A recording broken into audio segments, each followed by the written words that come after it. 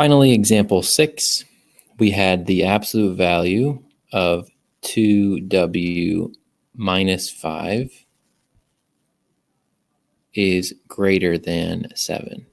So you'll notice from the warm-up that this one is similar to number 2, where the absolute value of x had to be greater than 1, but now we're saying that has to be greater than 7.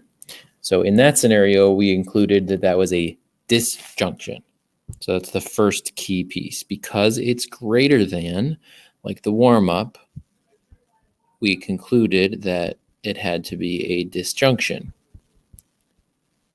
Right? The values were going in opposite directions because the absolute value has to be greater than 7. So the absolute value could be 8, it could be 9, it could be 10. So that means it's giving us larger and larger numbers. So we have an or situation here, right? With a disjunction, we're going to be using the word or.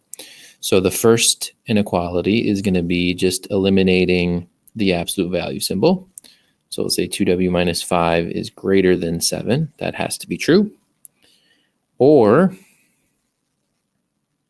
and hopefully you're catching on now, 2w minus 5 has to be not greater than 7, but less than. And it's not going to be 7, it's going to be the opposite, because that's what we saw in the warm-up, right?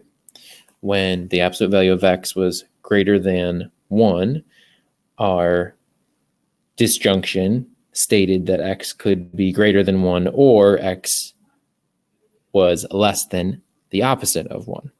So that's true here. And then you just solve these inequalities, and that's it. And then it's just like yesterday's homework.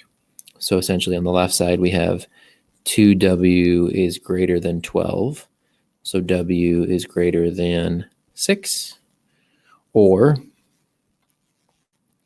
2w is less than, when you add 5 to both sides, you'll get negative 2.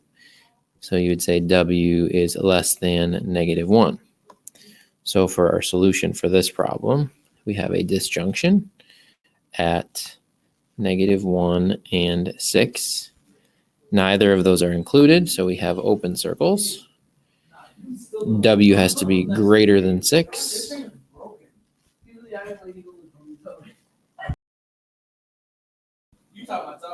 Or less than negative 1.